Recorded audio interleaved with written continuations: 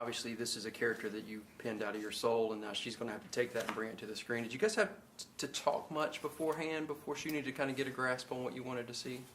Yeah, I mean, we pretty much, the minute I booked the role, I kind of immediately got Gayle's email and started emailing Gayle and just discussing certain things. And kind of what it was is I kind of got all the information from the book, and then what I wanted was more in-depth questions, like little stuff like, what's her birthday, and stuff like that. And some of Gayle's responses were more like, well, what do you want her birthday to be? Like, what should we make her birthday? So it was right off the bat, it was an incredibly collaborative process between Gayle and I, and RJ, the director, and I, and the other actors. And it honestly became one big conglomeration of just thoughts and ideas, and we all kind of threw it into a pot and just let it kind of create itself in a sense. Yeah, and is that how you like to work? Because I know we saw you do Carrie, and what was great about that was how you took a character we were familiar with from the earlier film and the book, and you made it recognizable but gave it your own soul and passion. Do you feel like that's what she did with your character? And she brought up? Yes, and that's what I wanted her to do as well. I wanted the film to kind of give you the emotional experience of reading the book, but I also wanted it to be its own entity. And I knew that Chloë was such a gifted actress that she would sort of add so much to Mia. So I didn't want to sort of sit there, and neither would she want me to be like, this is how Mia should be. She got it. She read the book. She read the script. And then she sort of found pieces of Mia that I think she related to. I mean, one of the things she talks about is like how you found like pieces of Mia that you had a lot in common with, right? Yeah, like, when I was 5 years old, I found acting, and I found my love and passion at a very young age when I barely even knew what it meant.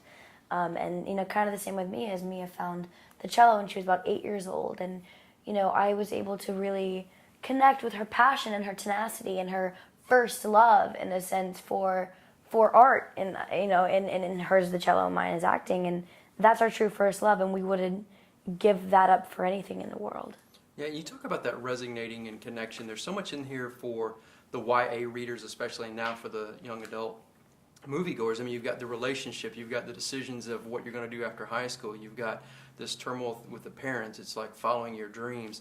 Do you think all of this is what comes together to make it so relatable for young audiences? And you think that young audience reader is going to move over to the big screen, and you think it's going to be just as successful? I think it's that, and I also think that it's got, all of, I like to say that the book and the movie are a series of love stories. So it has the Mia and Adam love story, which I think the young audience really likes, but it also is Mia and her family. Right. They have a really unique relationship, Mia and music, Mia and her friends. So I think that's what has made it relatable to, young people, but also, I get mail from sort of 85-year-old men saying, I'm probably not your typical reader, but, so I hope they find the movie to be resonant as well. Yeah, I mean, I think it's a lot more than just a young adult novel or a young adult movie. I think that's an easy label to put on it to kind of tell audiences, oh, it's a young adult thing, go see it. You know what I mean? Yes, it's PG-13. Yes, it's this and that. Yes, it's a very kind of tolerable idea. But there is, when you watch the movie, when you read the book, it deals with a lot bigger circumstances than most YA novels and movies deal with.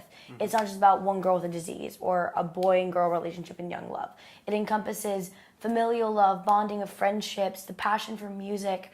It's honestly a lot more than what they even sell it as. It's much more in depth. Let's talk a little bit about the music real quick, because it was so great. And what I appreciated in it is so many times you see movies with musicians and they have no idea what they're doing. They're just recording, they're just sliding up and down. But your cello playing especially, I know you've probably been asked this 1,000 times, but were you playing the cello, or did they like Benjamin Button your head on somebody? Or? It was half and half. I mean, there was a little bit of Benjamin Button. There was also 7 months of cello practice and learning and trying to kind of become the cellist. But it's such a classical instrument, I'd be foolish to say that I learned it in 7 months. But what it really was in those 7 months, I learned the emotionality that comes with being a cellist, because the cellist is an incredibly intimate object to play. I mean, as a girl, you're in a dress holding this thing close to your body, opening your legs for it, and it's right there with you. And it's a piece of your body, and the way that these cellists play it is incredibly lyrical almost. I mean, you'd think they're singing by the way they play it. And I really wanted to capture that emotion, you know what I mean?